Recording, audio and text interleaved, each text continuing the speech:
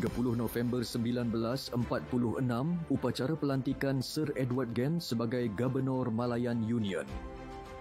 Pada hari ini dalam tahun 1946, Sir Edward Gen secara rasmi dilantik sebagai Gubernur Malayan Union. Dalam satu upacara yang diadakan di Kuala Lumpur, beliau menandatangani surat pelantikan dan mengangkat sumpah di hadapan Mr. H.C. William, Ketua Hakim Malayan Union, sambil disaksikan oleh para pegawai British.